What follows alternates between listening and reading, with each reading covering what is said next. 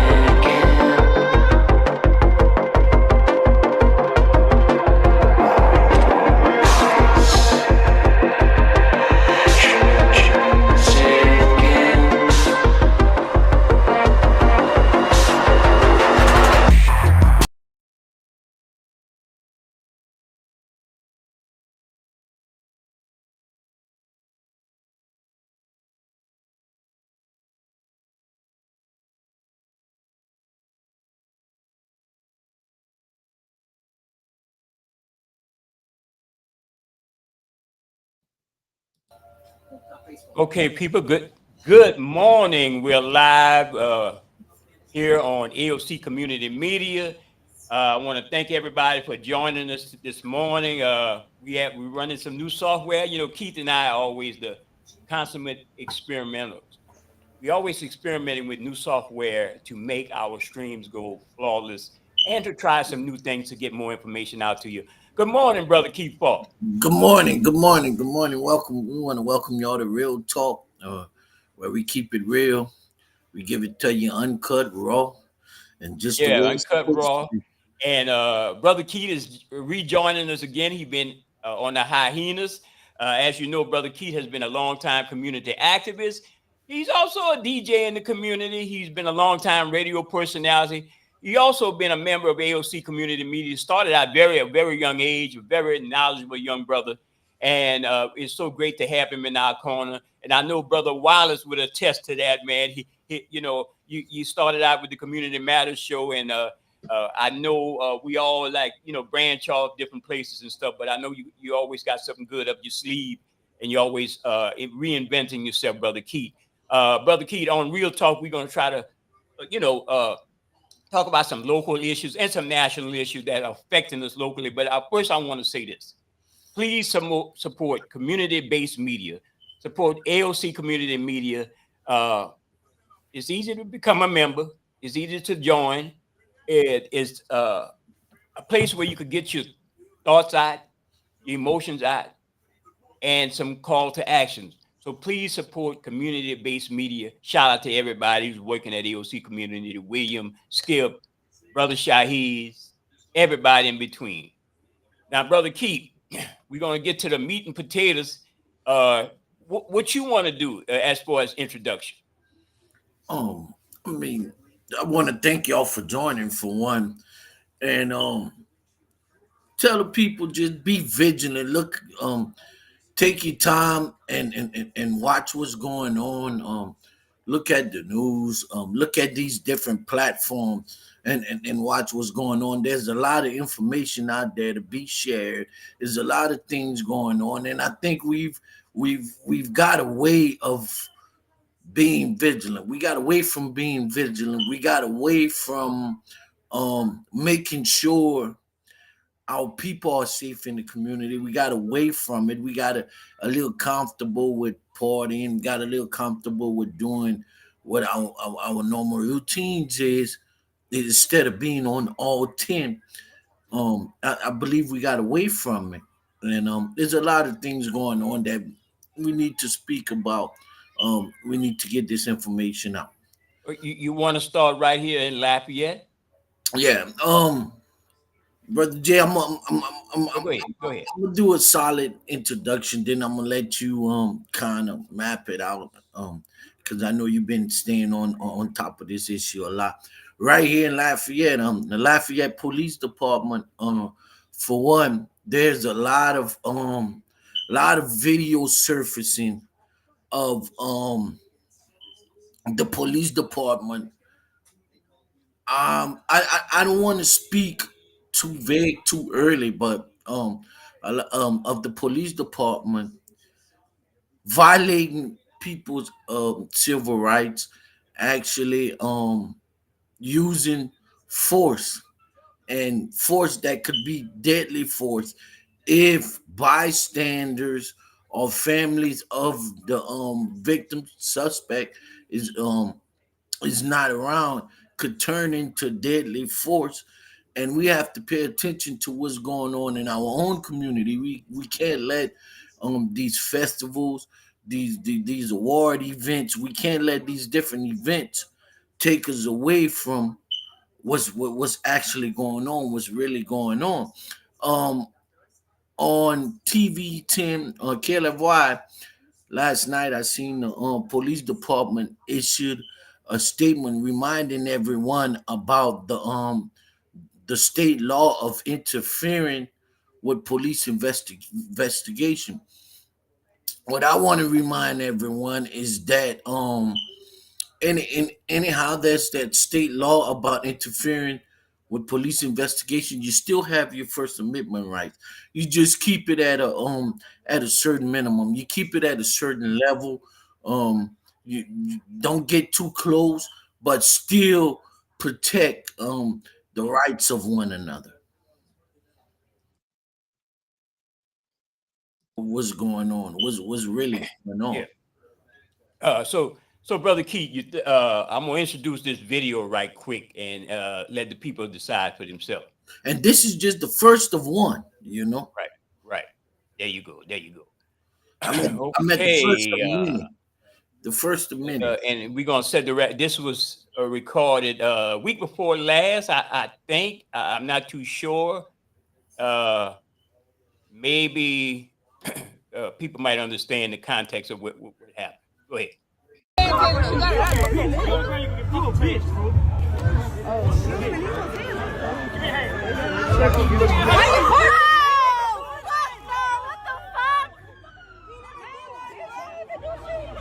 Oh, bitch. Give me a fucking handful. For what? Yeah, but we can't do nothing. Just chill, bro. But we not gonna win. We not gonna win.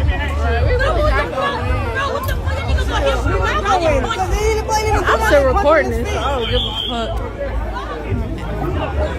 fuck. There you go, people. You saw that. That was recorded raw from off the internet. Someone uploaded it. I had a chance to blow it up a little bit on my platform on Real Talk, realtalkmedia.net. Go to realtalkmedia.net, and had a chance to send it to a couple of notables out there, Brother Keith Beauchamp, Brother Rashad Ritchie, Brother Carl Nelson, all of them who are on major platforms in the United States. And the whole point is this. We heard this so-called nut in the White House said in his first previous administration after the Tyree Nichols issue, not to be so nice when you're arresting people. And we got to think that's what is going on within the Lafayette police. I know it's probably been going on longer than that. Brother Keith, one more video, and then you could have the floor to analyze what's going on. This is a brief video that it happened, I think, sometime this week, earlier this week. Okay, there we go.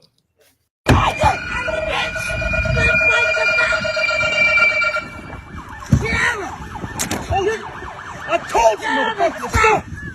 Stop fighting the fucking door! Now you're going to jail! Now you're going to jail! You don't make no fucking sense! Man, fuck y'all, bitches! I told you to get out my car, I told you what to do! Man, that's my child! Stop fighting the fucking jail!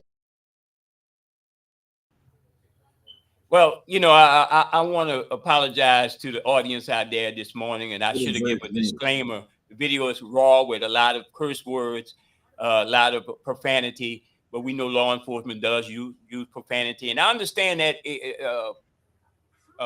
adrenaline is flowing when you're arresting a person because you don't know what happened. But you know what?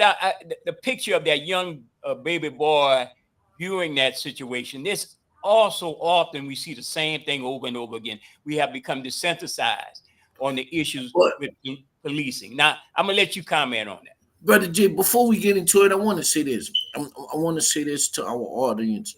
If you recording an incident, it's best just to get the footage. It's best not to say nothing at all, because if the situation had to escalate, and I want to bring you back to bring you back to a memory in time, Brother J. Mm-hmm. Remember the Trayford Pellerin case? Yes. Where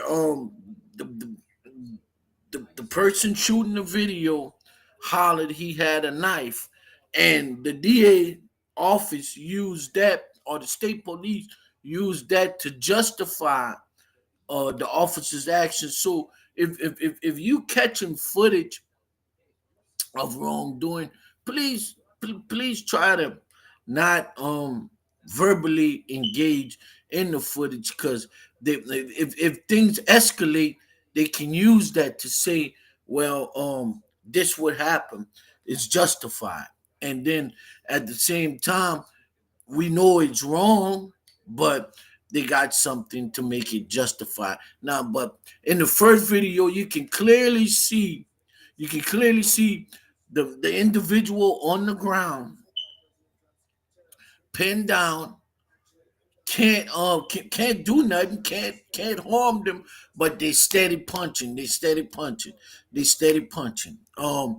second video, you can see just before the young lady got rowdy, they need her in the side. You can see that they need her in the side. It's a lot. It's called police brutality, and it's like I said, this is just two videos out of many. It's a lot. Is a lot going on. Is a lot more to see. Gonna get it all. Is a lot of things that go unnoticed that hasn't been talked about. The ones that hasn't been talked about, the videos that we don't get, the one that's afraid to come to the media and put these things out. And I say this: don't be afraid.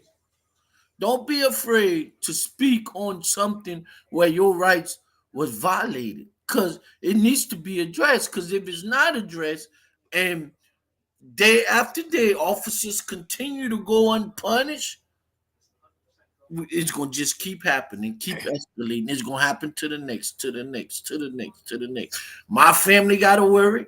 Brother J family gotta worry. Um, just about everybody family gotta worry when it's gonna happen in their family. It's not. It's not. It's not something to where is happening then it's stopping. No, it's cause and effect. It's constantly. It's daily. It's daily. And of course, Brother Keith, uh, we want to acknowledge there's rampant situations of people, kind of, I mean, definitely a season of wilding out. People acting up, people acting crazy. Two wrongs don't make a right. That's what I always believe. The people out there are wrong. There are laws on the book to govern our behavior. There are laws to govern police interactions with ordinary people on the street. And I know it's a dangerous time, but also it's a dangerous time with that mindset that came in effect some years ago. We have many cases of police misconduct, brutality. It gets swept under the rug.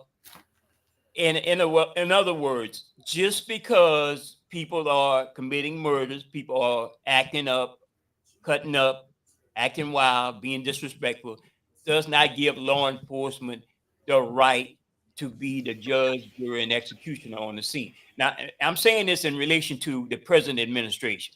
Just because things are real bad, just because the administration in Washington, D.C. say, don't be so nice, rough them up. It's a new day. I got your back. Since there's lawlessness in Washington, D.C., I'm pretty sure that's transferring down on a local level where cops say, well, no, we got a green light. We could rough people up.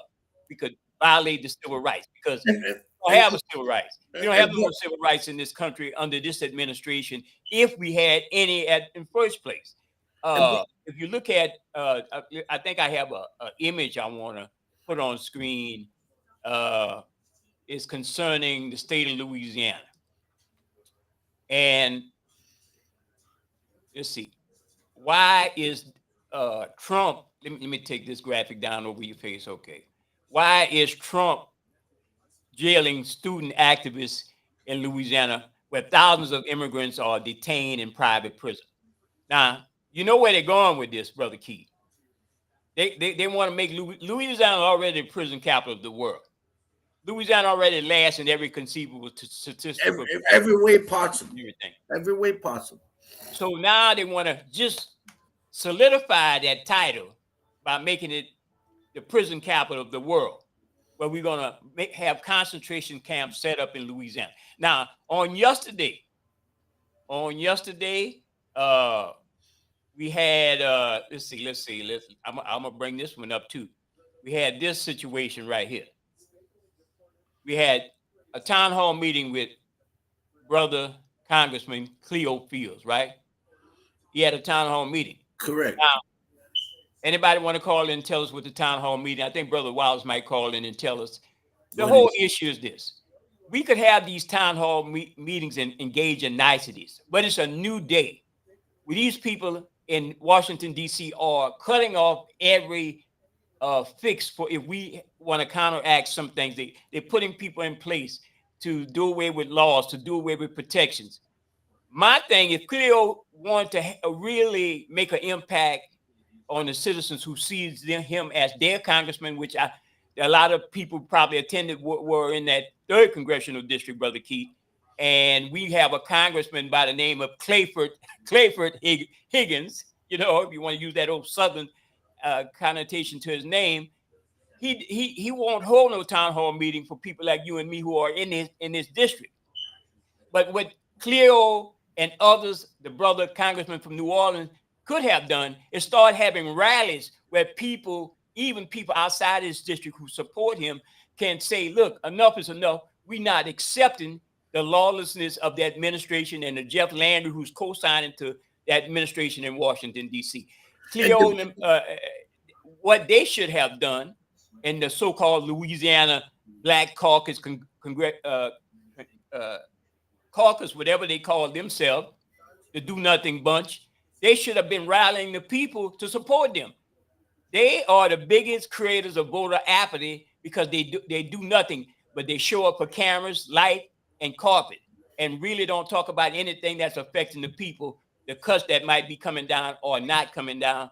They should have been rallying the people, say, listen, Cleo should have said, listen, we won't settle for no concentration camps to be set up in the state of Louisiana, right there in Gina, right there in Basile, where they're engaging in what you call extreme rendition, kidnapping people off the street because they don't agree with their politics and taking them to some camp in Louisiana.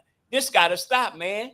So Cleo, I mean, that town hall meeting, that's okay, but we need to rally the people. That's my whole comment on that whole take, Keith. You know, I ran over with you on that.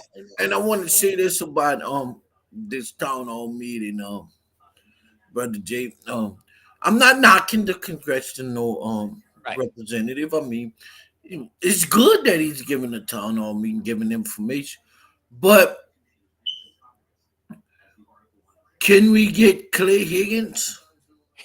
Can we get Senator Cassidy to give a town hall meeting? Because he may no longer in June, he may no longer be making decisions for us.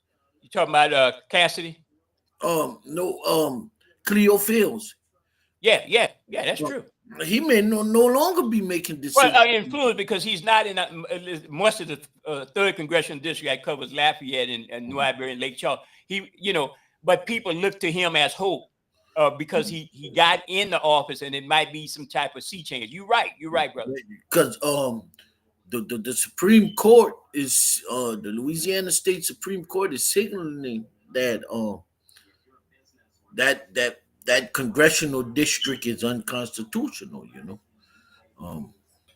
We got some information on that saying that congressional district may be unconstitutional. So he might not be making decisions for us. But if we can get him, Clay Higgins, and our senator in the town hall meeting, that would be great. That'd be awesome, Brother Jay. But I want to go back to Lafayette. Right quick. An administration where she was the likely candidate for the community that's being targeted, or the background that's being targeted. I mean, where is she on these issues with the police department? Because it's been happening. It's never just been happening this week, this month. It's been happening throughout her whole first year in office. What's her statement? Why hasn't she issued a statement yet on what's going on with the police department? Brother Jay, we've been talking about this being an issue here in Lafayette because we've been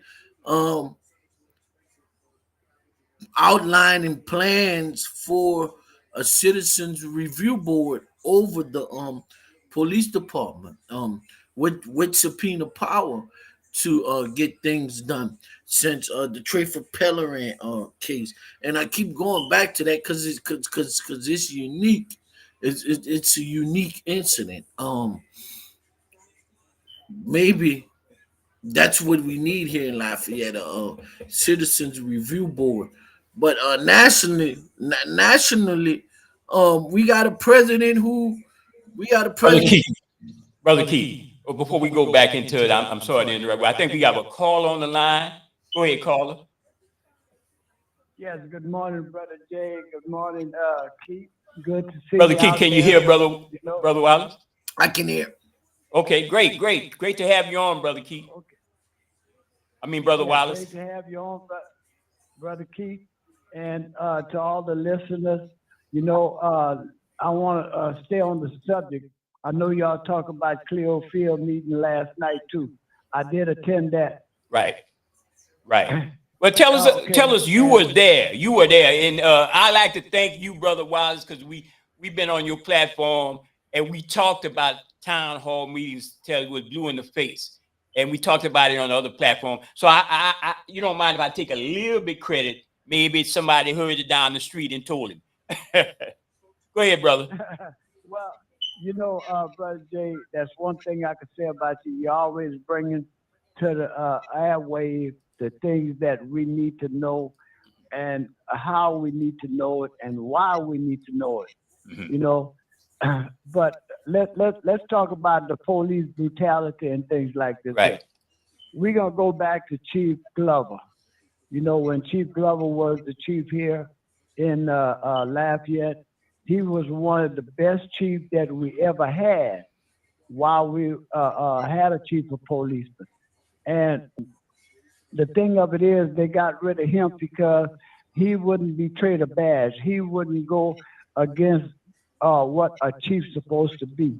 We got a police union, you know, we got a police separate policing that have meetings, you know, to make sure that things like what they're doing right now happen to us as black people. You don't never see them beat up white folks like this, you know, anything. You know, so all these things here that's happening is happening because we have a chief that just got the name of being a chief. We got a mayor president that's she gonna be a mayor president for not all of the people, but for some of the people. You know. Okay, now the meeting last night with Clearfield. It was a meeting that I felt, you know, that I brought some questions up, and one of the questions I brought up was about the Social Security and those that's getting Social Security on the slave that was working on the slave wages. Right. You know, 75 cents an hour, $1 an hour, dollar and a quarter an hour. They wasn't paying big money into Social Security, and that's how Social Security worked. It worked for when you first got started paying Social Security, not while you was paying Social Security.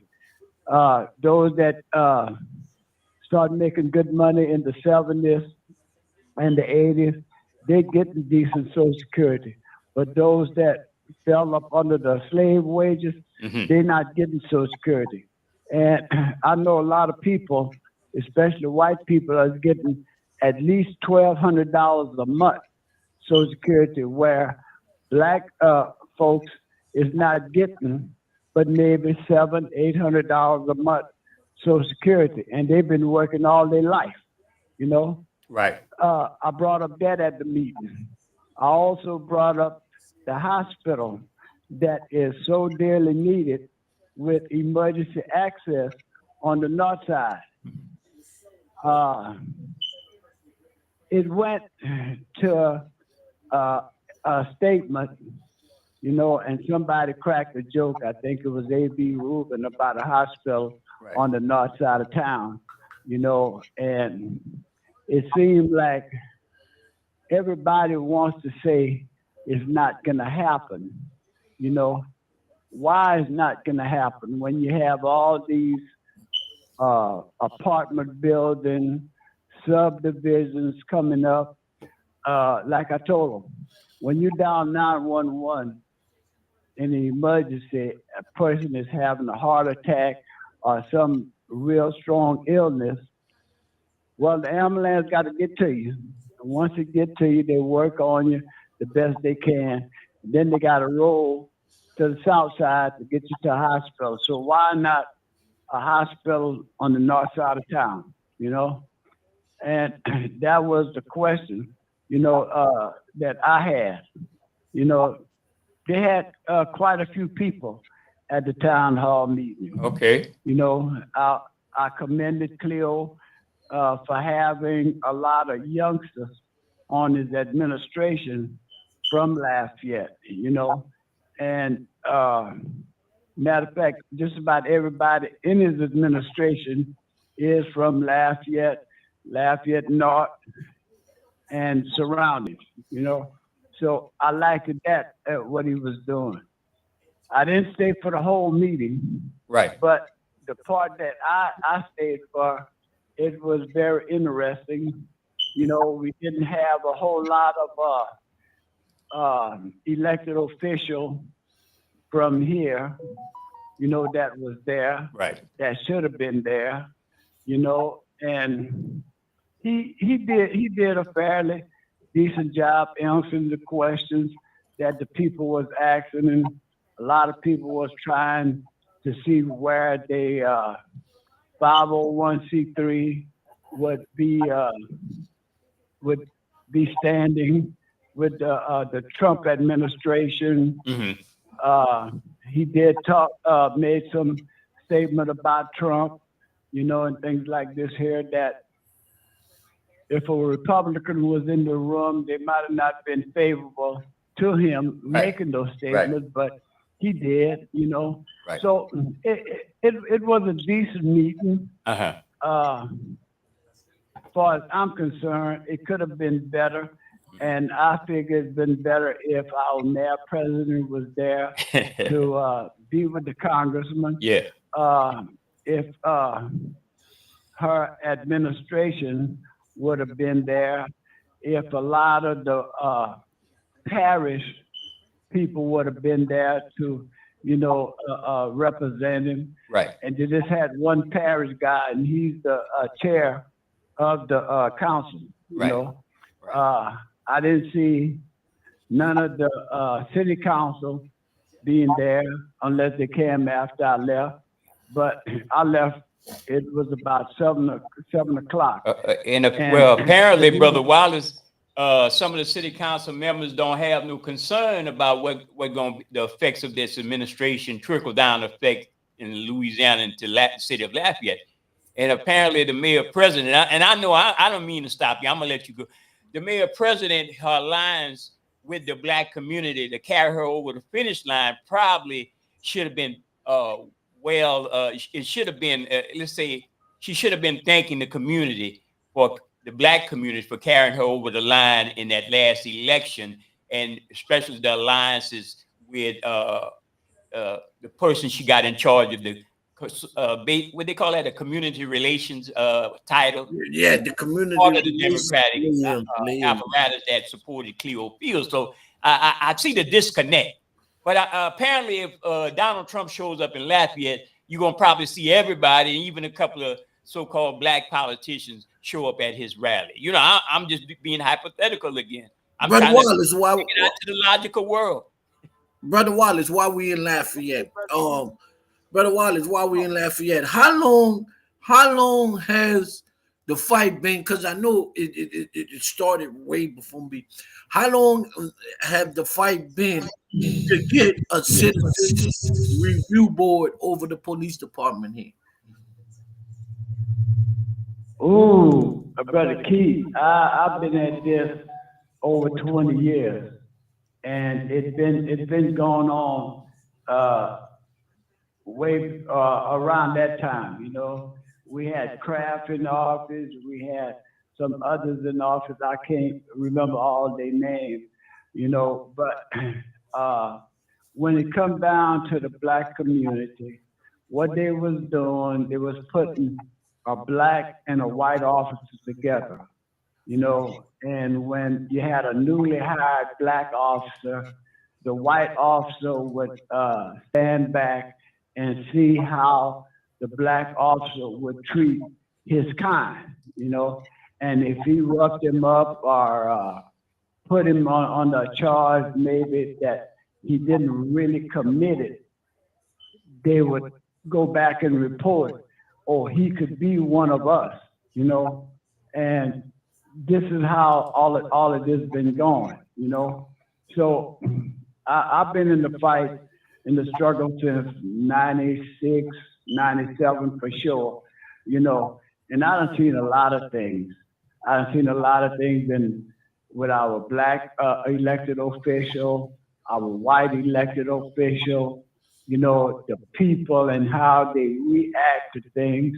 And a lot of it, you know, like brother call it voter apathy, you know, and voter apathy is what's really hurting the voters to get out and vote. Now, it wasn't a whole lot of money involved in these amendments that just failed for Jeff Landry. The people took it upon themselves, you know, and went out and voted against those amendments because they knew it wasn't right for them. Money wasn't involved in those amendments. So they didn't push the amendment, you know, uh, for you to go out and vote yeah, or for you to go out and vote no. Like I said, and Brother Jay, you always talk about voter apathy. You see, they a lot of the what you call get out the vote people. Right. They was talking about it, but they didn't really stand up for it like they should have. You know, like if somebody was running for that seat, for a seat, then they would all been out with their sign, vote for this one, vote for that one. And a lot of times, the people that you push to get in office is not the people that belong in office, but they have the money to sell the people or to buy the people to get out there and vote for them. Yes. You know? And I'm glad you brought that up, Mr. Wallace, because our governor is just running crazy right now. He's pushing to do a lot of things. I was listening to his the opening of the Louisiana House uh their budget opening, and I was listening to him say a lot of things, and a lot of things he's saying are we know the derogatory. It's plans that we know he want to push the MAGA agenda, and it's interesting that you say that. You know, it's a lot of things that we have to pay attention, and the thing is to get the people to pay attention to what's going on. Follow the meetings. If you don't have to go physically, it's televised. Follow the meetings. Pay attention to the news. Pay attention to what's going on. Pay attention, especially to these platforms, because you get a lot of information that the big mega news stations not gonna give you. You get a lot of information on these platforms. Community Matters, the show on Wednesdays, the open line, real talk. Our people need to pay attention and be vigilant, because it's a lot of things that's coming through, and these mostly in these areas: Texas, Florida, Alabama, Mississippi, the Gulf Coast, all the Gulf Coast, because these states are the deep down mega states, the deep down racist states, and I'm gonna say it like that: the deep down racist states, and some of them are open. You know, some cities, some towns are openly racist. But then you have these cities and towns that got different things that say it's a family fun event for everybody to cover it up. Your Festival Internationals, your You know, Brother Keith, I look at it like this here. The opening of the meeting, the special session or the session meeting, you know, I didn't see nobody look like me, you know, where the cameras took over. I hope I could see somebody that looked like me that we voted to get in office that gonna speak up for the things that's unjust going against us. Because right now, Black history is trying to be erased, you know, and it's starting in Washington, D.C., and it's trickling down to Louisiana, and baby Trump, Jeff Landry is wanting to do the same thing. They want to take the Black history out of libraries, out of the schools. You know, they're trying to erase it in our head. And what part of that we don't understand? Black history, we call it Black history, but it's history that need to be told. The things that whites did to blacks, you know, from the slave ships to the United States, what's going on with us as a culture of people. You know, uh, like I said many a time, on my birth certificate, they got me as colored. You know, some people got Negroes on their birth certificate. Some people have blacks on their birth certificate. You know, and they're trying to take all of that away from us to where we don't have the how I want to say that we don't have the knowledge, especially these youngsters, having the knowledge on what happened. You know, because you tell a lot of youngsters what happened to their ancestors or to their great grandmother or their great grandfather. They're not believing that because they haven't came up in that era. And brother Wallace, and you're so exactly right. I'm glad you brought that up because you know you actually helping me cue in my graphics. I got the headline from the Louisiana Illuminator, a great source of good, progressive, and truthful information. Go to LouisianaIlluminator.com and get your source, your accurate source. But look, the headline reads: the University of Louisiana at Lafayette shutters the DEI office, meaning closing it down, putting it down. You know, no, and when they say DEI, DEI could mean many things to many people. It could say it's for the gay agenda, or it's for the transgender, or you see, they want us to fight among those wordsmiths. But the main target out of that, all these words they try to pack into what DEI is blackness. Anti-wokeness is, to me, is anti-blackness. They want to get rid of historical contributions blacks have or programs that help black folks who are being passed over. So when you're saying white men are making laws to tell black folks we all are equal, we all the same people, so we're gonna hire and put people in place or support people in place or give funding to people in place based on merit. When did merit ever count for something down through history when it comes to black versus white? Brother You know, J, brother J. Let me add something. DEI, and it's a new and N word.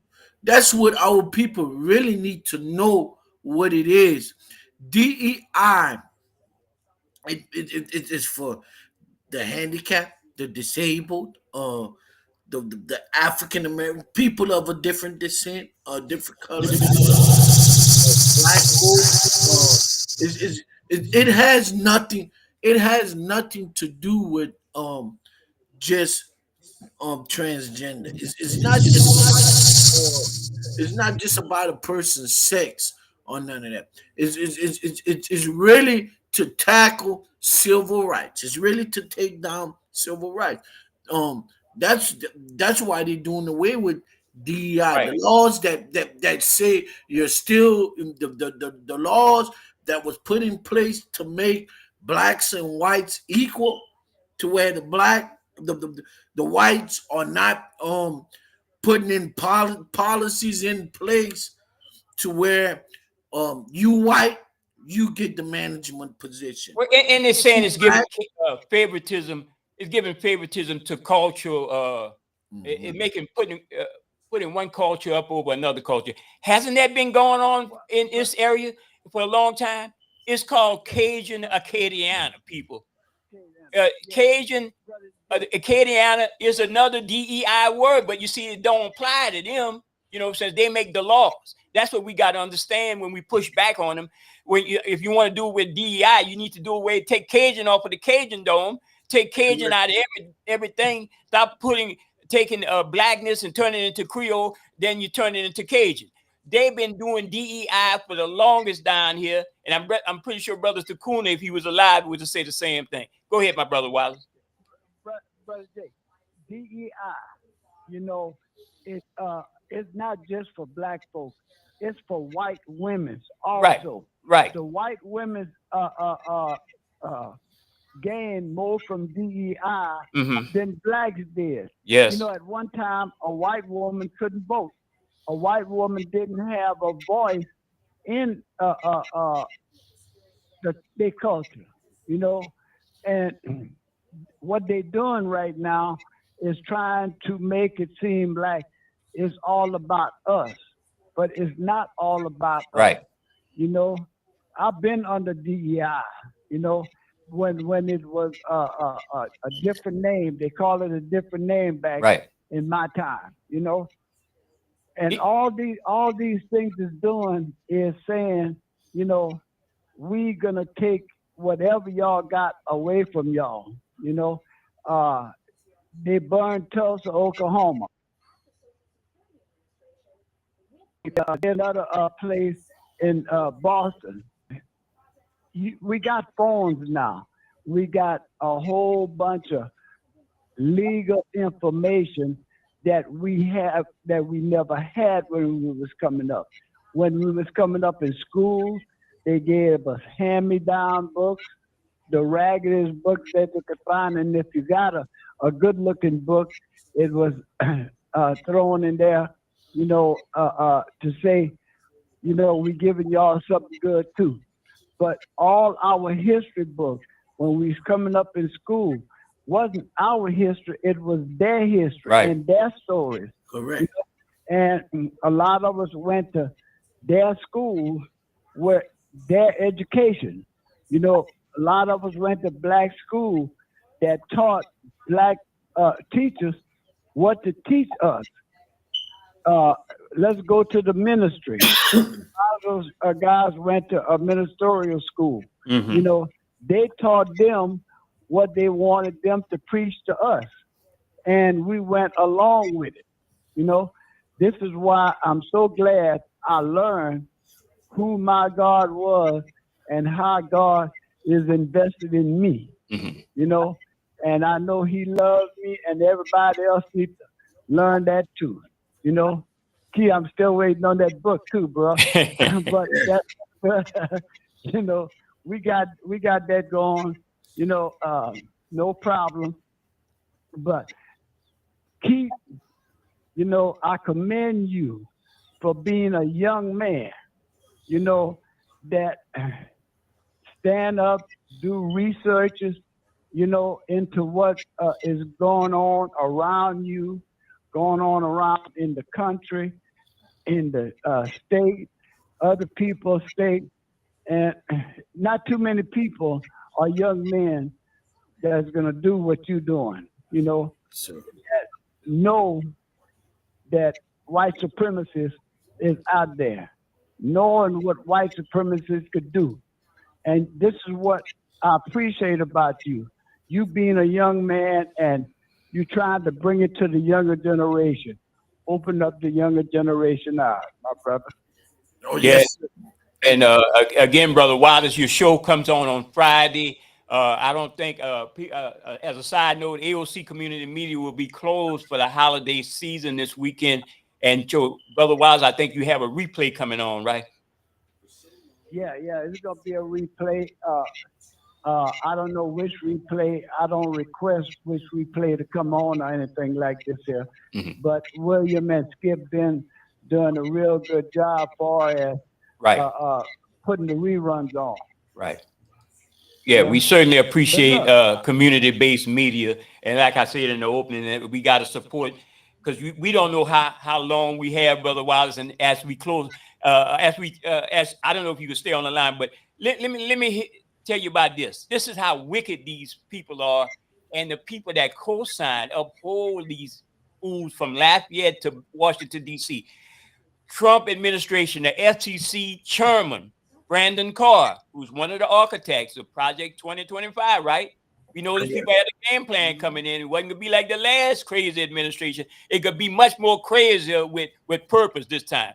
They announced that they will be trying to seek an investigation to shut down CBS News, 60 Minutes, and CBS Company. Yes. I see that. Because they criticized Trump in a peace this past Sunday of his handling of the war in the Ukraine.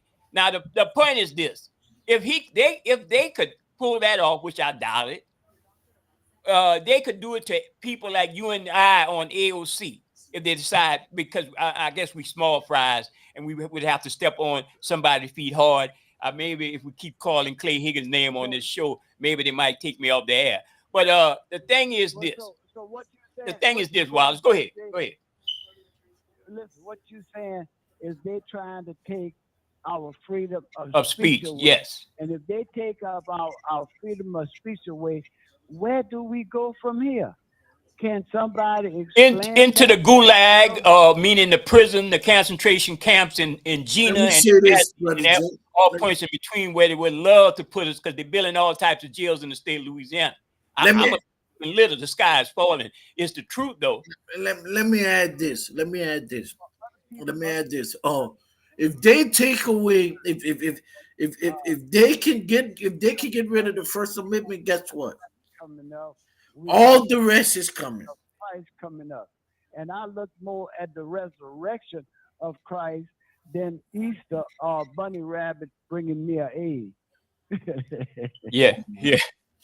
And then I want to see this. Where is that organization that where's those leaders that stood up in Brown Park and criticized Nowhere to be found. previous administration, criticized about 10. Where's that? Where's those leaders to address what's going on in the police department? Where's those leaders? Where's those leaders to come out and address what's going on in Washington? Let the people know. At least let the people know what's coming. At least let the people know what is the legislative agenda from here, Right. from the state. Because Louisiana, you don't know. You got people that don't know what's going on. They don't know, and it's not an elected official that came out and said, "Look, in Louisiana, we going here from here." Not a representative, not a senator. They got people that work for. They got people that work for the school system that don't know where certain things are going towards the school system with the cuts that they talking about towards to the education department. So it's a lot. It's a lot to process. It's a lot to unpack. And I know we can't do it all in one show, Brother Jay, but we're gonna try. We're gonna try to get out as much information as we can. So if any official is out there listening, please call in, give us some insight. You asking the hard question, Brother Keith. You asking the hard question because they're not going to do that. This is why I could have ran for office when Newsom had became sheriff. He wanted to help me get in an official position. I didn't want that because I didn't want to be led and controlled by no one other than my God. You know what I mean? And somebody might say, "Oh, they're always talking about God." Well, I got a God. Everybody got a God, but my God is special to me. And this is the way I feel. We don't have leaders, bro. We got people that warm the seat. It's like a bench warmer. They warm the seat. They sit there. They barely open their mouth. Some of them, get in there for prestige. They're not going to lose what they have because if they speak up, they might lose. We lost something, Brother J.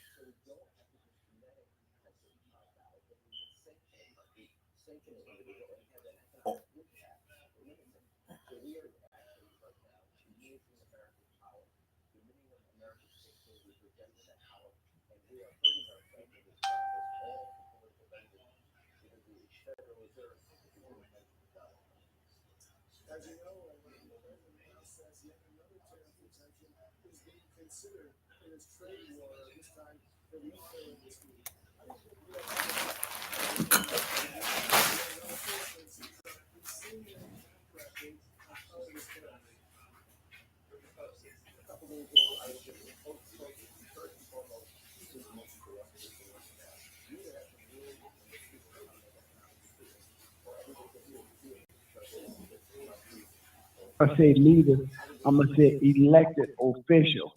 They get in office, and when they get in office, all they doing is bench warming. Yeah.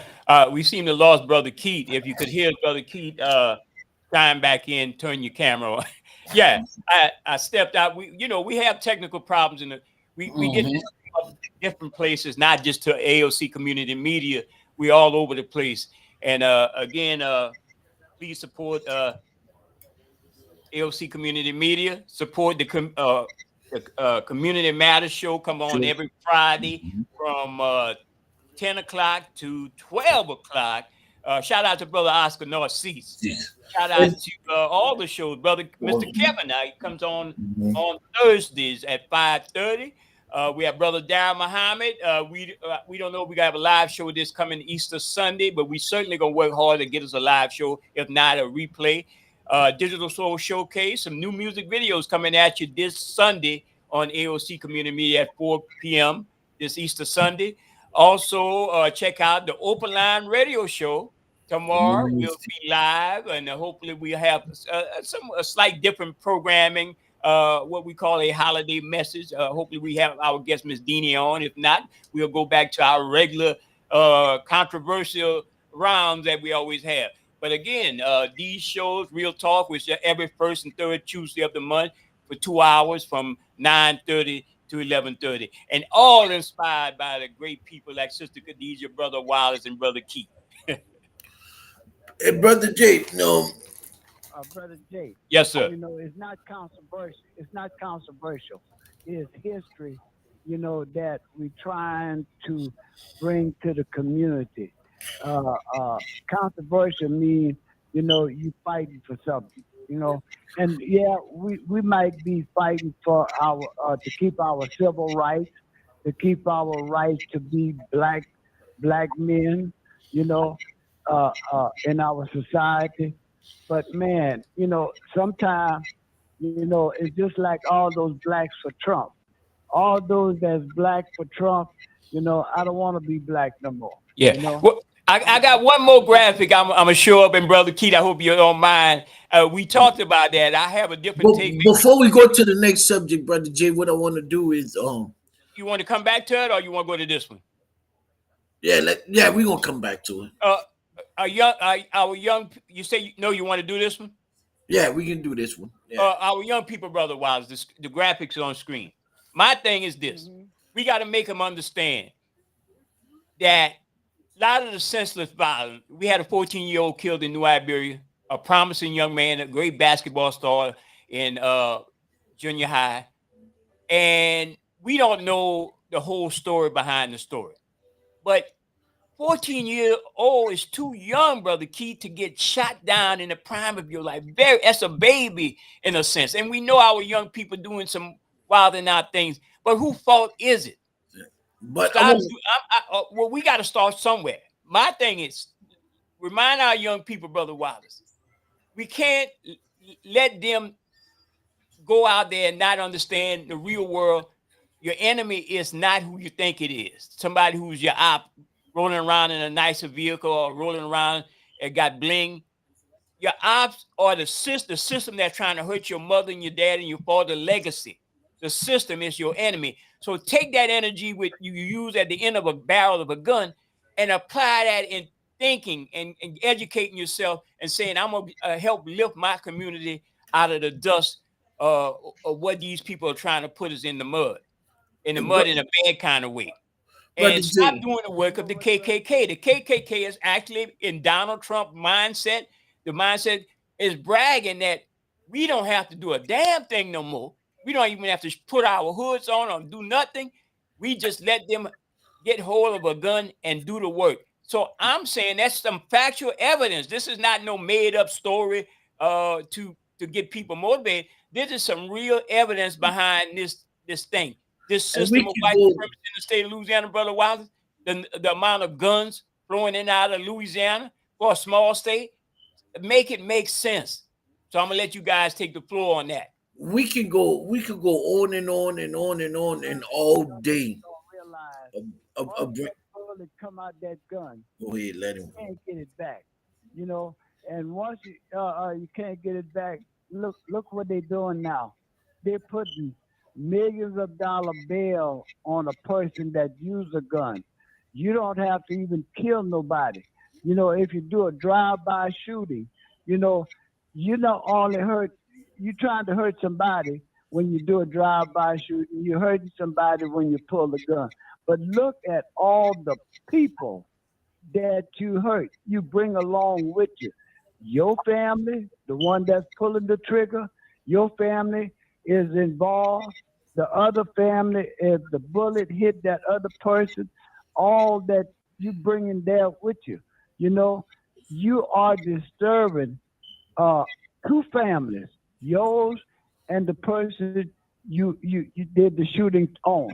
You know, when you do a drive-by shooting, you know, look at that little kid that got hit in the bed while he was asleep. You Right. know, in a drive-by shooting, man. All of these things hurt a whole community. You disrupt a whole community, and like you say all the time, Brother Jay, they're building new jails. You know, they're building new jails, and those new jails is not gonna be comfortable to you. You know, Let me because add this, you brother Wallace. Let me say this before we get a little further. Let's go back to the beginning. Where it starts. It starts. We training them. You training them. You training them at 3 and 4 to do this. Cause every time you buy a Grand Theft Auto video game, you training them for that. You training them. It's in the videos. It's in the TV shows. It's in the music. Every time you buy GTA, you training your child on how to commit these acts. You drilling them. You training them. Okay, brother Wallace, you can finish. I just wanted to put that out. Yeah, 2 hours, brother. this must be the 5 minute break they doing right now. Okay. Okay, we gonna straighten that out. Go ahead. You guys go ahead. Go ahead, Brother Keith. Yeah, I was saying that every time you buy a GTA game, Grand Theft Auto, you training, and it oh, we got some feedback. It used to be 6, 7. Now is at 2 and 3. They're learning how to play those video games. And every time you buy GTA, you programming that child's mind on how to commit those acts. Okay, brother Wallace.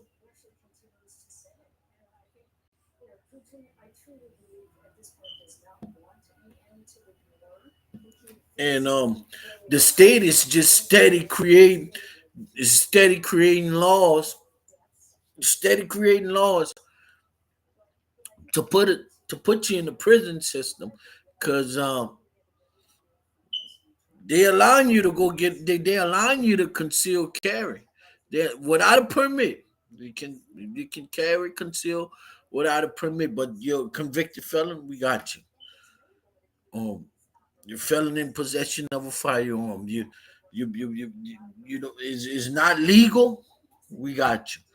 You got a stolen firearm. You got an illegal firearm.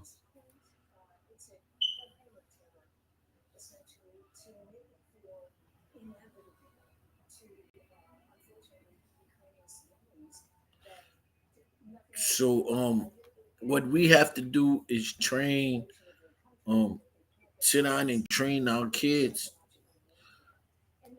about what's going on, teaching them about the laws that's coming out, teaching them about what their consequences are.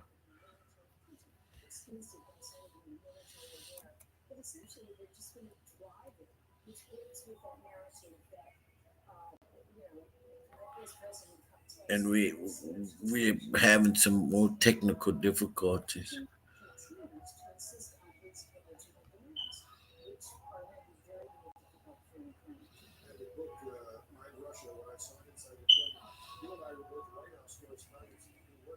And let me see, anybody want to call in, comment? The numbers at the bottom of the screen. You can call in there. You can call in at the number at the bottom of the screen. Anybody want to call in?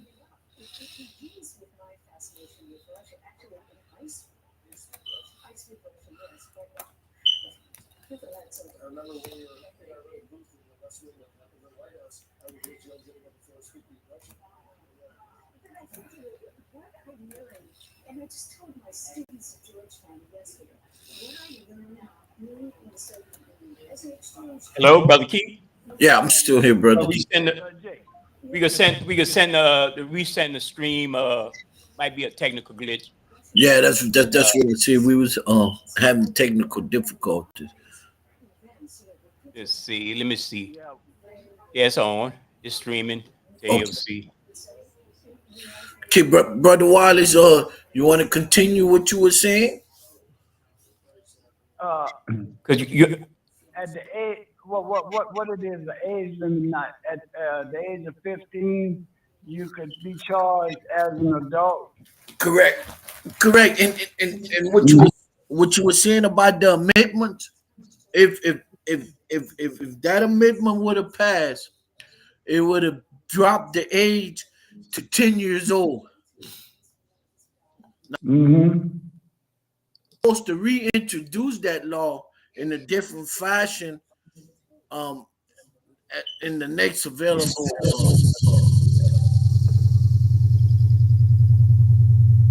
Yeah, well, Brother Keith, can you hear me? yeah, I can hear you. Okay. I know brother Wallace was making a statement. well, that's what somebody else told me. They're gonna come back out with those amendments, but they're gonna come back out with those numbers where they could really trick you into voting for them, you know. But the thing of it is, I can't vote for a member that's gonna hurt me or my people, you know. I want to say this, people. We're back on live.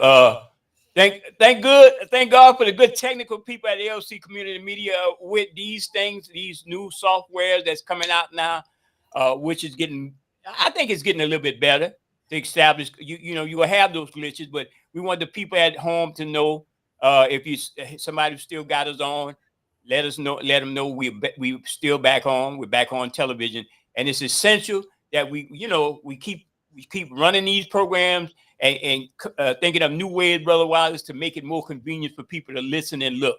Yeah. Also, and if anybody want to call in, y'all can call in at the number at the bottom of the screen, 337-272-8849. If you want to call in, be a part of the conversation.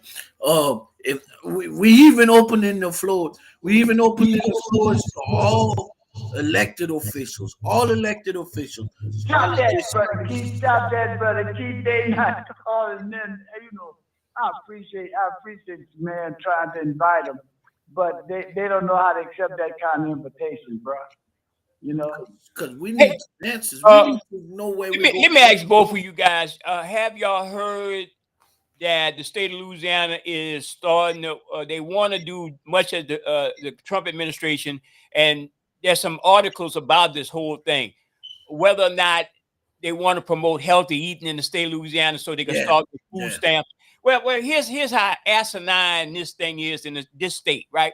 We love our food culture, Brother Wallace. You know, I tell you all the time, the fried chicken look good, smells good, tastes good, goes down good, but guess what?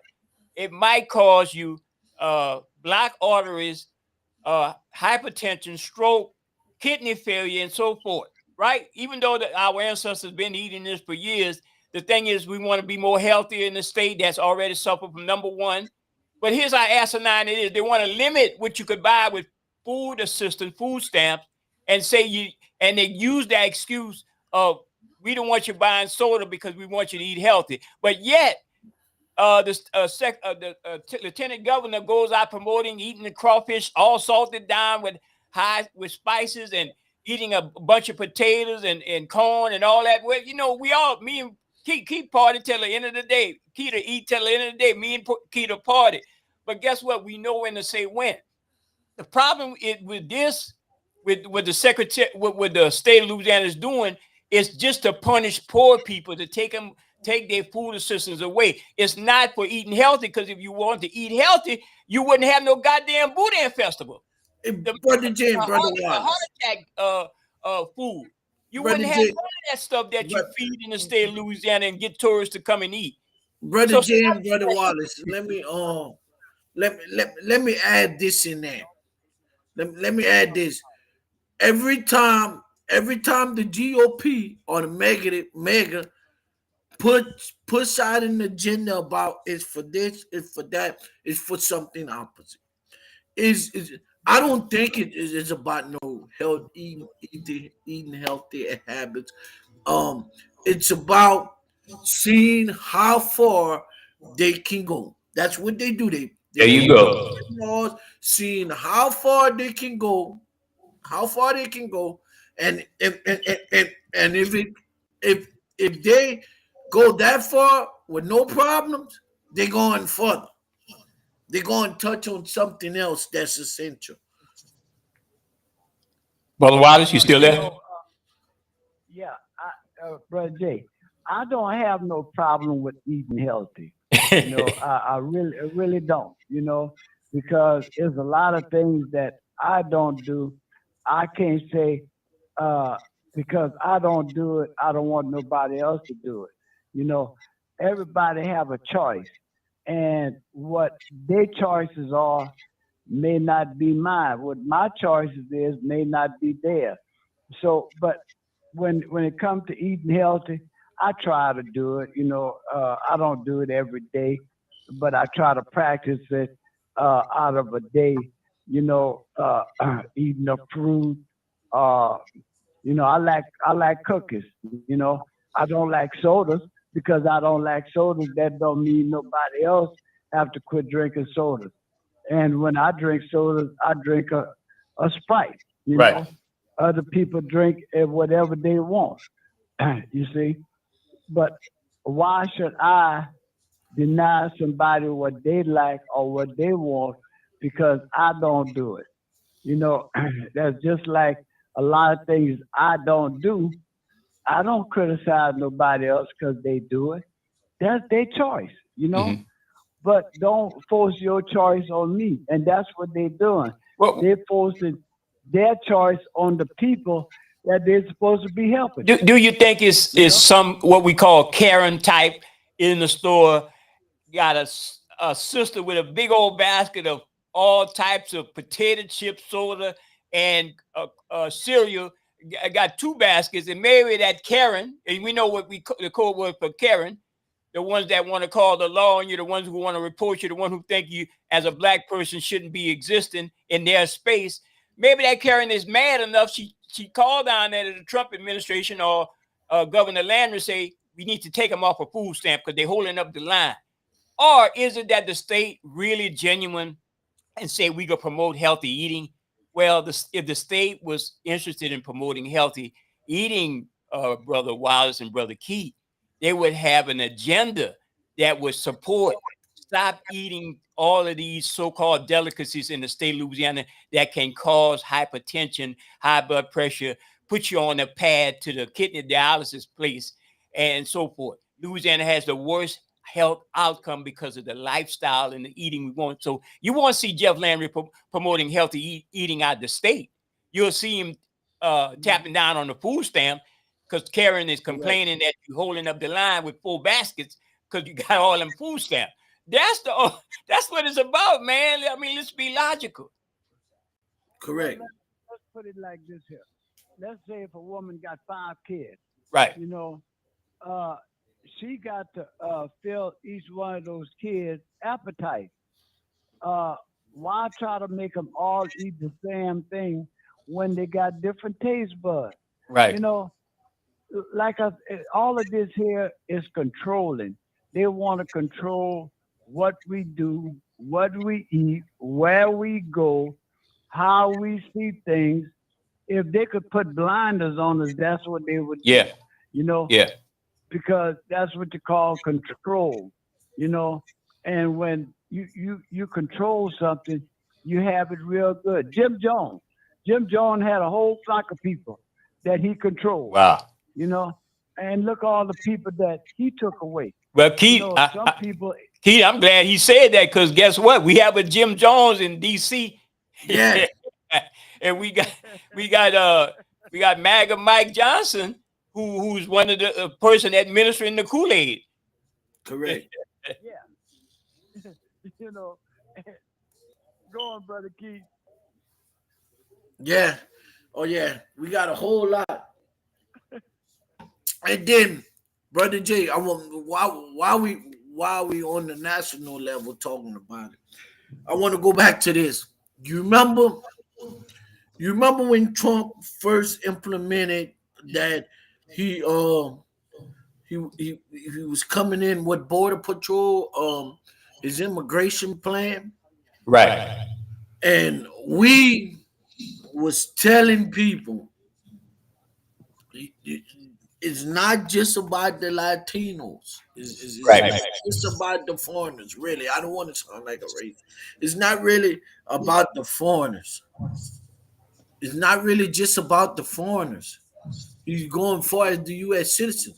Now, the president in El Salvador, he's talking about sending true American citizens Right. to that prison. So that lets you know that what we were saying was accurate information. You know, his plan is to go further than just immigrants. Really, he But brother Keith, they got prison here like that. They got prison in California, Texas, you know, Georgia, Florida. They have notorious prison here, man. It's not just Yeah. you know in Angola. El Salvador. Yeah, Angola. Those are notorious prisons, bro. You know, I don't care what nobody say, how they say it, you know, but they have that here in the United States. yeah, And what Trump is trying to do is say that they got harder rules in El Salvador than they have here. That's bull crap, you know. correct. That's what he's saying. He's saying that he'll I want to ask y'all both this. And we probably being viewed as people who just have talk shows that criticize the system instead of not doing anything. You know, because I get a lot of that kind of feedback. What y'all doing about it? Well, having a free and open platform to talk about the problems is doing something at the forefront. And I like to go deep down into what logic is. You know, like the sun could come up in the morning, sun could set in the evening. You know, it could rain. It might rain, or the sun could come out. You know, brother Jay, logic of stuff. If you are part of a movement and Donald Trump and administration, whether even going back before that, the mindset of these people, they're only as strong as the people that uphold them. If you got 70% of so-called Acadiana spelled with 3 Ks, we might get cut off the air again. If they voted for Donald Trump, right? mm-hmm. So they upholding the system that's even though the system is doing all types of stuff, firing people from jobs, dismantling the Department of Education, laying people off, poised to cut Social Security, poised to cut Medicaid, Medicare, but yet you have people here in Lafayette who go on and live their life. You upholding that system. Let's say, going back to the earlier point of Mayor Blanco, right?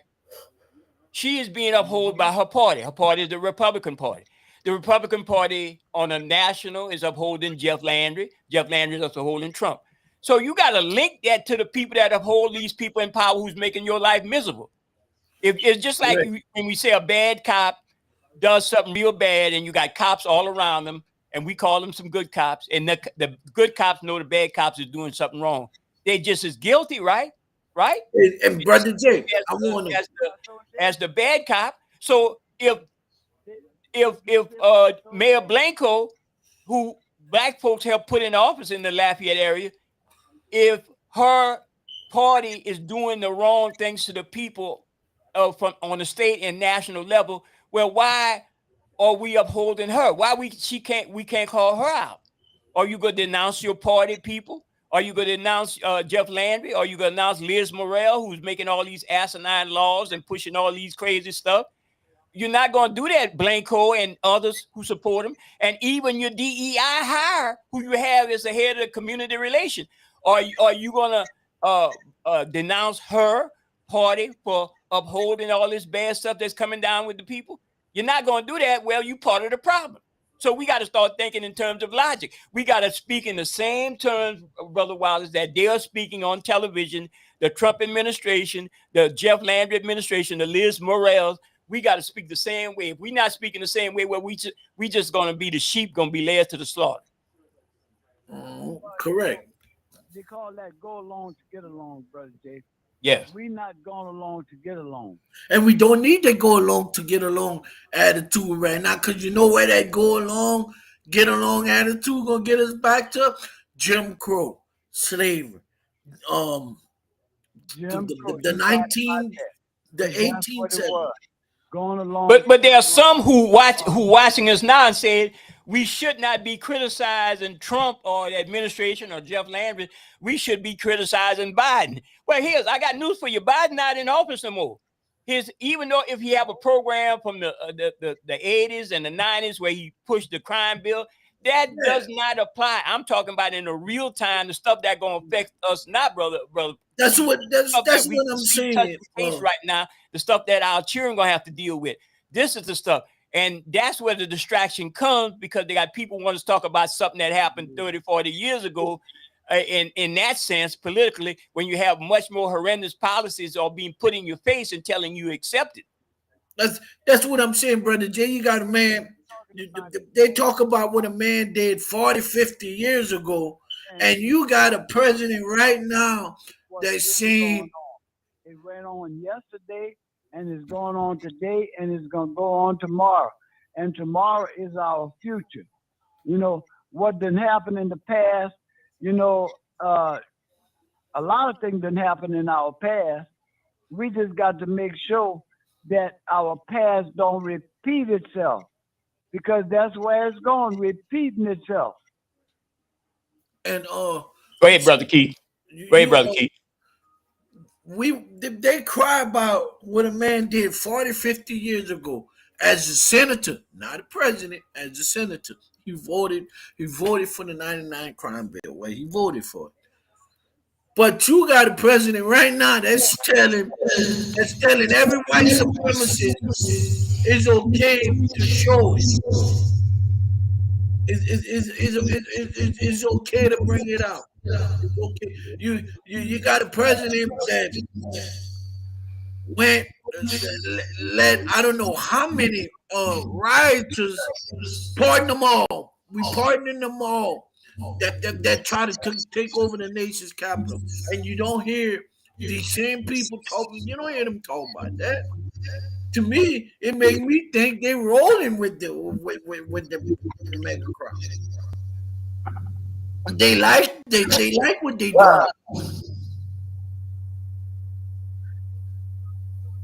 They like what they doing to us. Look like Brother Jay is getting too heated. We having a little bit of technical difficulties. Look like every time we get heated, some get off track. And the people just need to know, even if those who want to talk about Project 2025 from this area, they just need to know that the architects and the originator of Project 2025 was a UL alumni graduate. I repeated his name so much that I forget his name. I usually have it on my notes. But he graduated from the Lafayette High School. He went on to UL.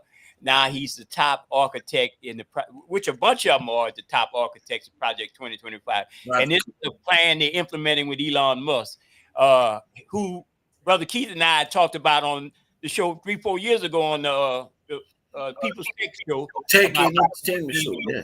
A smart individual, as much as being in the right place at the right time with his investment of money.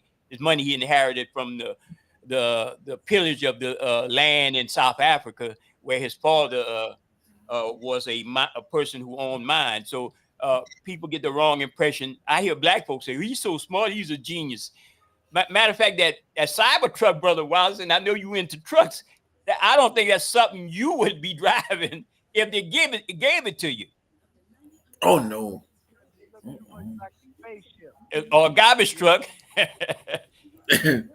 But have an automatic arm to come out of it and pick up the garbage and dump it in the back, and it'd be all right. And it's not, we could, we denigrate and we clowning and we saying some negative stuff, but all this stuff that people are going through is some real stuff, some bad stuff. When you can't pick up the phone and call into the Medicaid, Medicare office, or you can't call a regional office of Social Security for people in a certain age group, that's very troubling. That's very hard to do. And people have no compassion. Those who are living their life up there in Youngsville, making some good salaries, building some nice houses, they don't realize how all that going to have a residual or domino effect on their future finance. Brother Jay, they try to hurt one side so much. They try to hurt the poor people so much. Yes. Where why do you think that is, man? Y'all tell me why these people have so much disdain for poor people or people who have some or people of color. Why do you think they have some? What drives them to be like that? Like that, correct. Hey, and I'm gonna say this: the poor people money is the money that's keeping them in their business. The poor people go to the grocery stores. The poor people are struggling to try to buy clothes, groceries, and things like this here.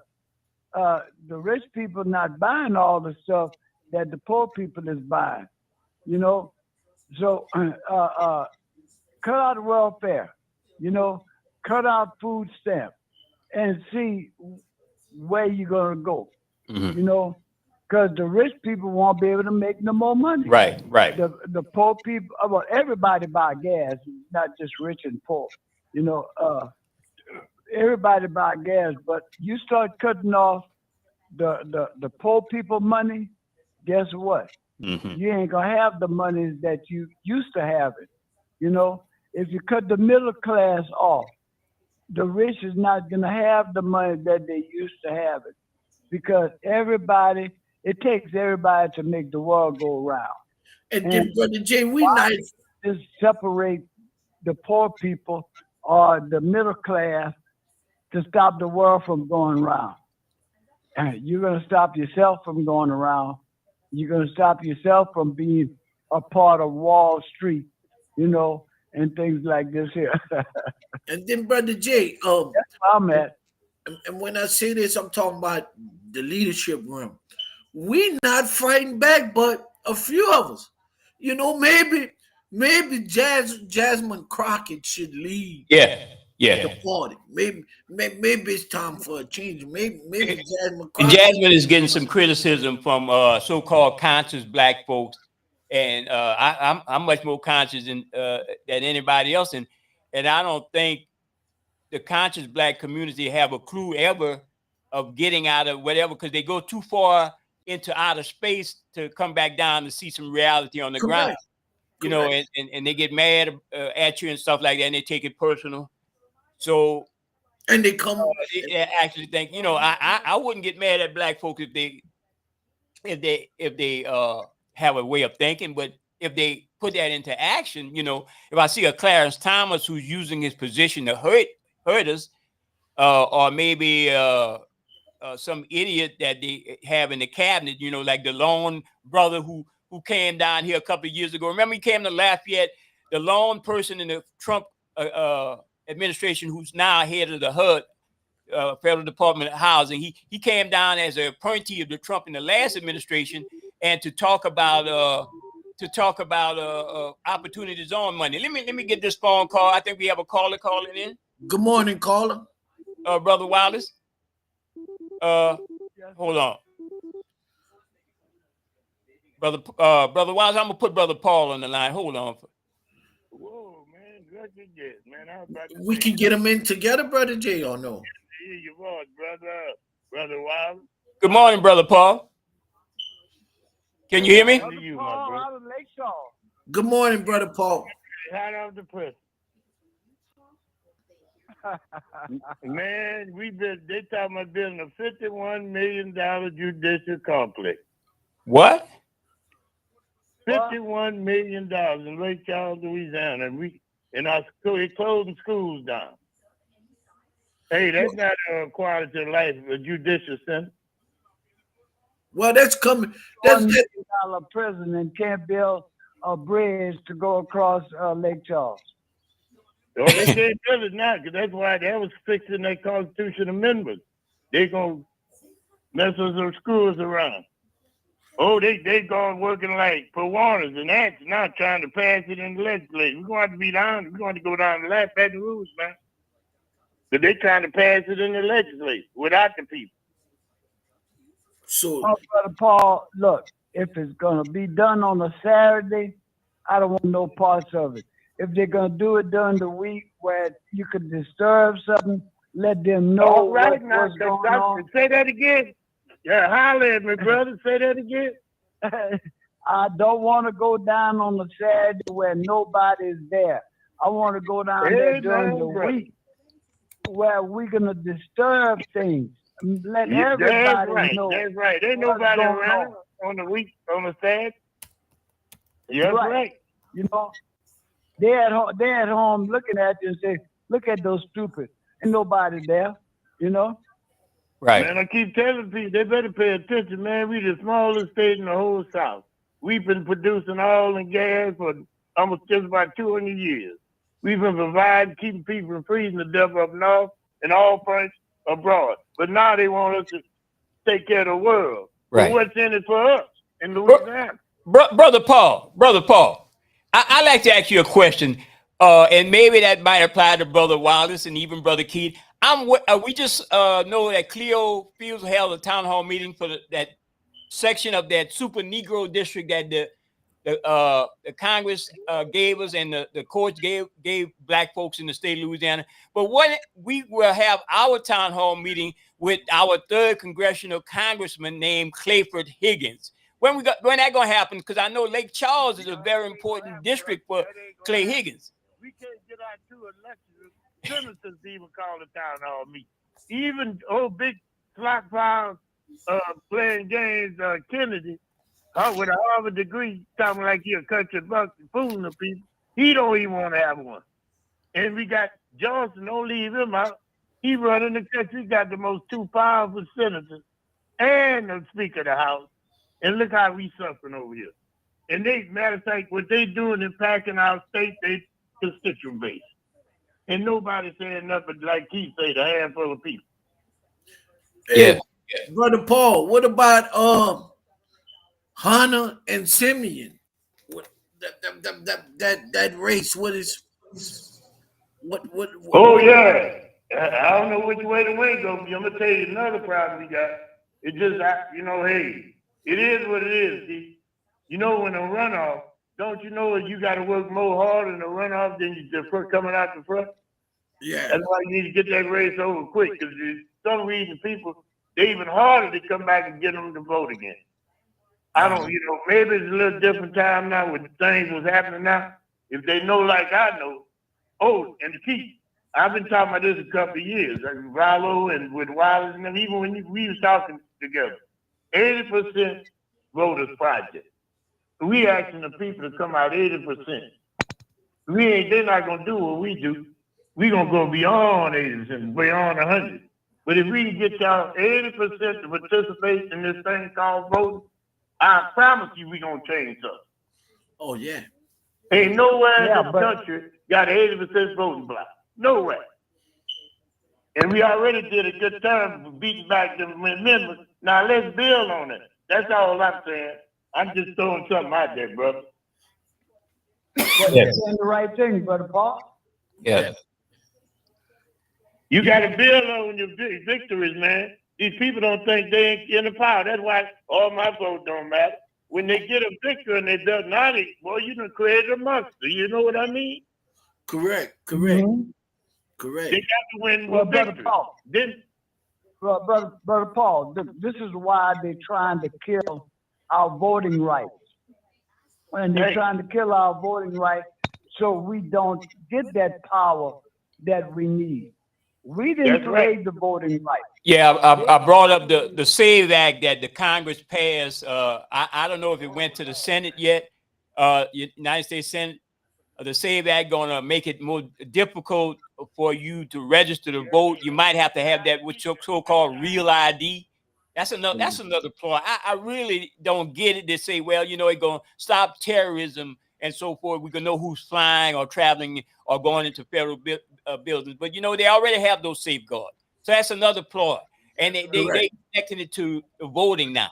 You're basically going to have some type of gold star to vote. You're going to have to be designated that you might have to go get go to Clay Higgins' office and say, Clay Higgins, say, you're a good boy, so let him vote. I mean, that's where it's going. If we don't stop it where it's at in its tracks, this crazy so-called identification stuff, and they fool people, well, that's going to stop terrorism. There hasn't been any hijacking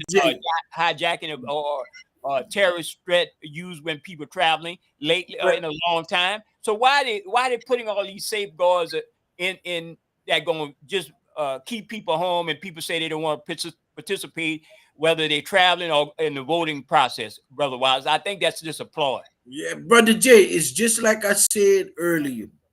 They use that as a tactic. That's not what they're trying to do. They're just trying to see how far they can go with it, because they think we're uneducated. We don't understand. You know. Go ahead, Brother Wallace.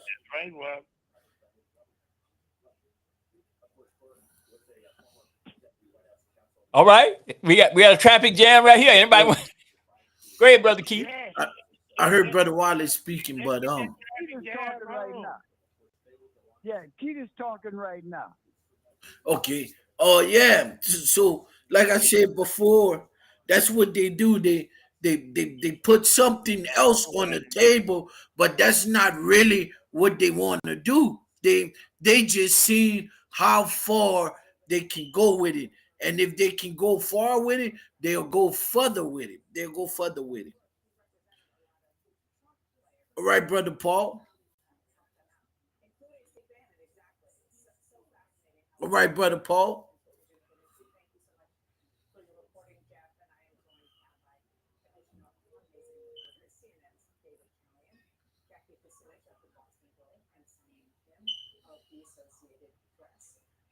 Yeah, I can do All right. What's Keith at? Yeah, okay, here's Keith. Yeah, ahead, I said, Brother Paul, go ahead and make your statement. You got to turn up the mic, Brother Jay. Yeah, they'll turn. Go ahead. Go ahead, Brother Paul. Got to turn his mic up. Go ahead, brother Paul. I was saying, I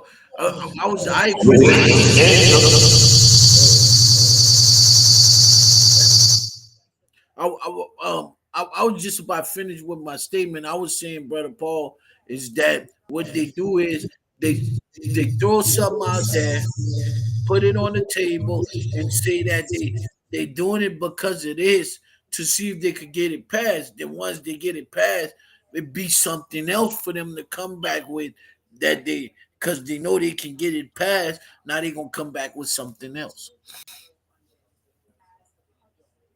So that's the Republicans' game plan. Brother Wallace, can you hear me? Brother Wallace, can you hear me? Yeah. Okay. I can hear you. Yeah, I can hear you. All right, Brother Paul. We always critique constricting the equipment in the background. My sound engineer probably asleep. Oh, that's right. I don't have sound.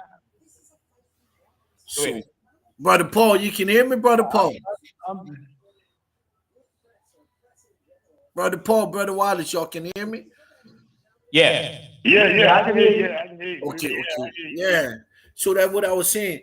They put something on the table, make it look like fried chicken, but then they come back if they can get the fried chicken, if they can get you to eat the fried chicken, all right. All right, he ate the fried chicken. After they gonna come back with fried ribs, That's what they do. That's the game plan to see how far they can go before they come back with what they really want to put out. Or what they really want to get past. Yeah.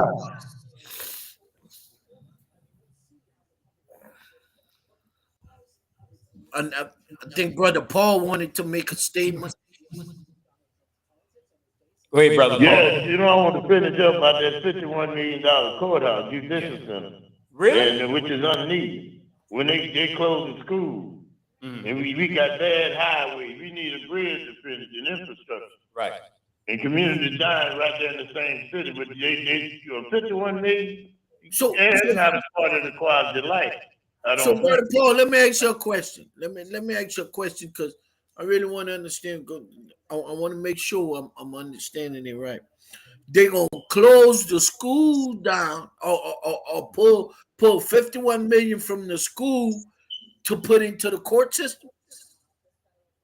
No, listen what I'm saying. They closed the school down, elementary, and combined it, but yet they need to be building schools. Yeah. So what they gonna do with that? What they gonna do with that school money? The budget for the school? They that 51 million. Where it's coming from for the courthouse? My question was. Well, we got problems.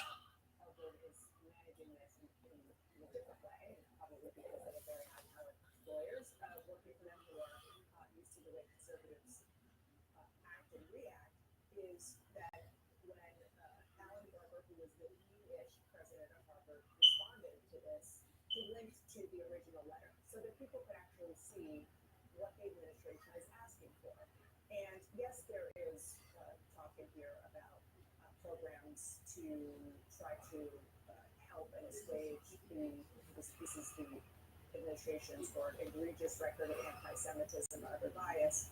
But like Jeff started talking about, there is a whole long list of other things that are totally and completely in the wheelhouse of conservatives that have nothing to do with anti-Semitism. Right, and I think Harvard is trying to use that transparency to show the public this isn't necessarily just an anti-Semitism issue as their task force says it is, but it is a much broader issue that's really kind of. See, that's why I got to build something bigger because they need to make room for when they close the schoolhouse, the kids gonna be uneducated, so they're gonna educate them through the courthouse. Wait, I couldn't hear. I couldn't hear where they pulling the $51 million from. I guess it's gonna be downtown somewhere. Friday old. I ain't sure yet what the location, but they already said they No. Before the hurricane and all that. No, I'm asking. City code out. They got the city and what you call uptown. No, I'm asking where they getting the funding from. Where they pulling the funding from? Hey, from the tax dollars. Okay, from. Guess what? Now that property dead. You can't generate no taxes on it. If the city owns, the parent, if they own it, you can't generate no taxes on it because they own it. Yeah, that's they can't tax themselves. That's capital shoe So now they're putting less people on the tax roll, plus the ones getting exempt. There's a lot of them being exempt, and that's like them plants with that Intel tax.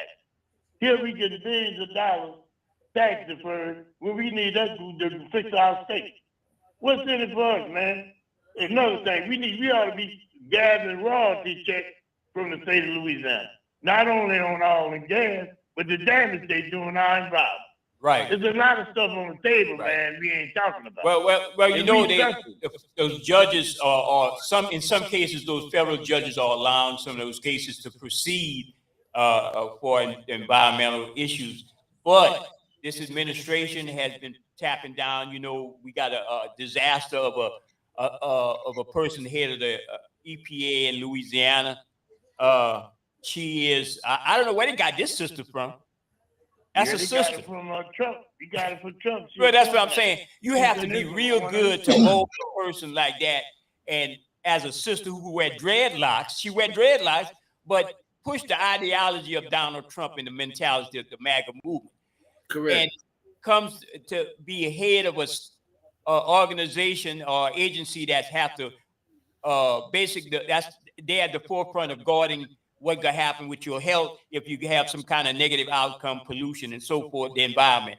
So how they go get this sister and put her there where everybody hates her over there? Not because she's black, because she's a typical a-hole, you know. So this is what the state has to deal with. Got some other partners got a responsible for keeping this environment safe. Yeah. Wildlife and fishery is one of them.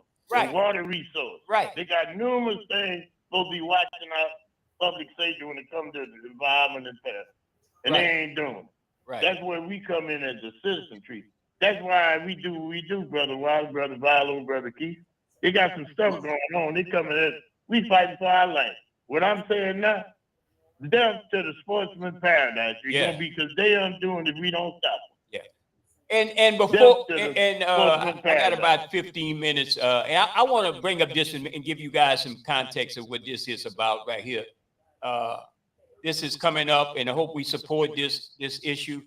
Is a documentary concerning our good brother, Ronald Green. It's called Unpunished. Yeah, it's called Unpunished. The Ronald Green issue. Oh, that's how you look it up with Ronald Green. With Brother Carl Cavalier.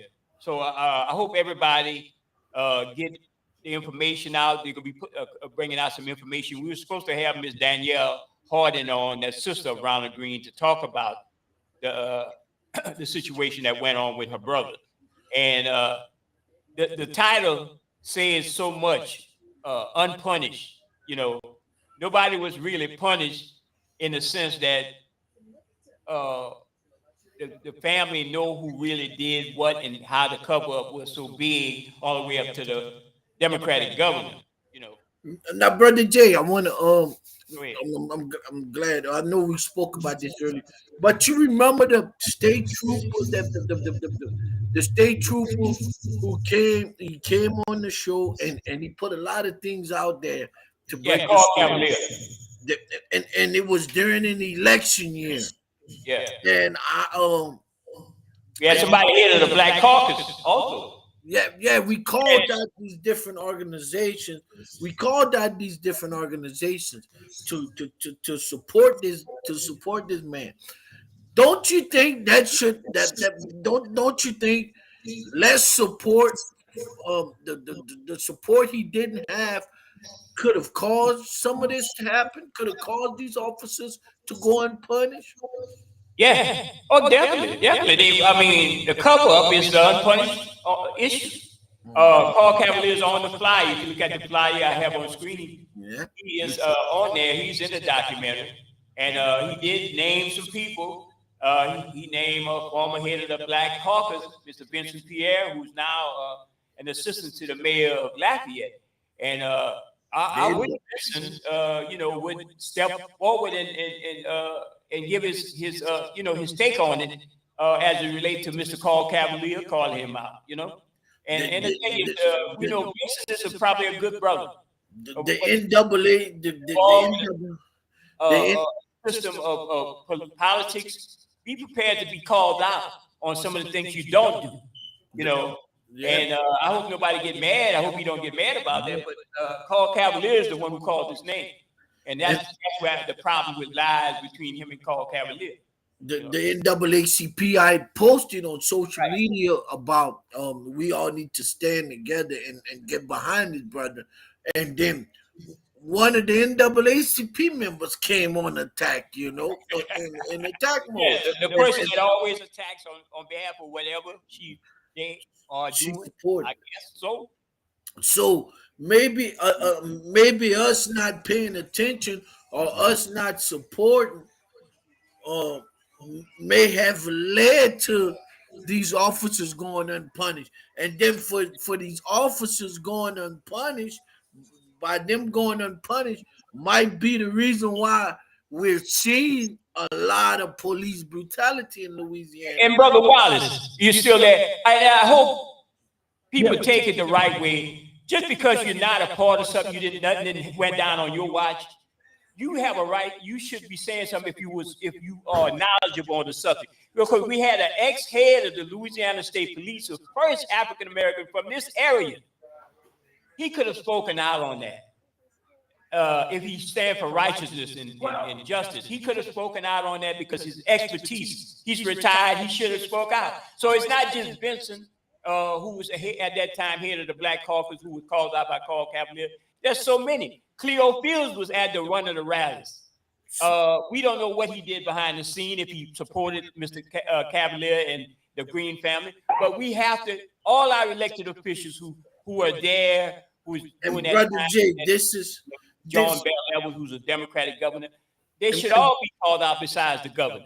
And Brother Jay, I know time winding down, but I want to say this, Brother Wallace, Brother Jay, Brother Paul. I want to say this. It's becoming all too common in the state of Louisiana where these police departments and police forces have messed up, they've killed somebody, or if not killed somebody, hurt somebody under a white man's command, under the Caucasian command. And after that happened, they bring in a African American male, female, and say, you can have the job. Right. Run the department, quiet the black people, quiet the African American people down. And then after it get quiet and they think it is going away, it's not going to be talked about. People then forgot about it. They removed that black man in position and put a Caucasian right back in that position, and right back we're in the same place. The same thing happens over and over. It's just that now at the present time, none of our leaders are speaking up or speaking about it. Look, seems like to me we done lost the fight, and I'm talking about in our leadership room. We done lost the fight. Yeah. We can't even get them to stand up to the Jeff Landry administration or the Trump administration. We can't get them to say anything about that. The leadership is saying, it ain't my problem because it ain't happening to me. Yep, that's right.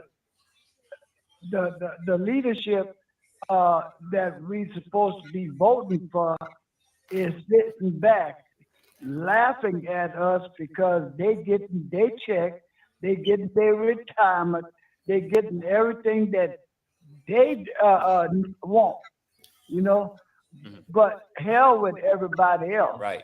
And everybody else is the one that put them there. Well, I'm glad they're so. I'm Paul, Brother Paul. I'm glad they're so what proud. About this, Vilo and Keith? I want to share something else with y'all, Vilo, Keith, and Wallace. Do you know how much money they've been stealing from the HBC? A whole bunch. Billions. Yes. And guess what? That's the latest data on the Democratic governor. Yes.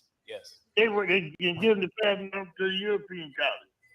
Well, look. Hey, man. That is certainly a subject matter we're gonna have to talk about in the future, and I'm gonna wind it down because we got about we got about 2 minutes. Anything you want to say, Brother Paul? We're gonna have a holiday. Hey, we want to man, have the community matters to hear you on Friday. But we got to do this another time. Yes, sir.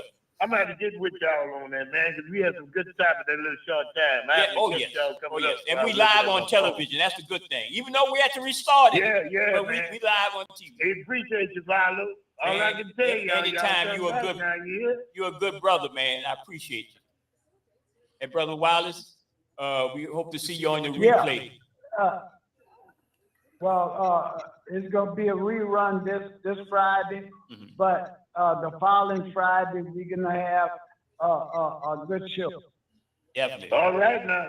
All right. Hey, that's beautiful, y'all. Good to hear from you, Keith. Good to talk with you, brother.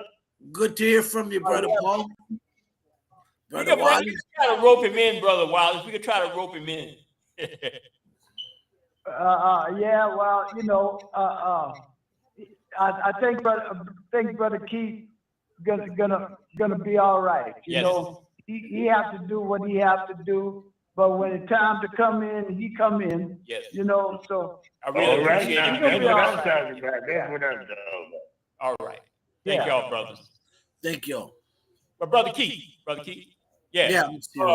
So we go wind it down, man. Check out that documentary, and hope we could have another enlightening conversation, like an open mic and stuff. But check us out on the Open Line Radio show tomorrow at 9 o'clock on KIEE 88.3 FM and this very same station, AOC Community Media. And before we close, I want to remind people: be vigilant. Y'all continue to use your First Amendment rights. Don't let the statement the police department is making scare y'all. Continue to follow your First Amendment rights, but do it within the law. And document wrongdoing. Document wrongdoing. And remember to at least stay quiet if you can, or stay away from talking about what's happening while you're videoing the incident. Because they can switch the word and use it against what happened. They can use it against the way the case play out. So but thank y'all for watching. Thank y'all for tuning in. We're gonna do it again, Brother Jay. Yes, sir.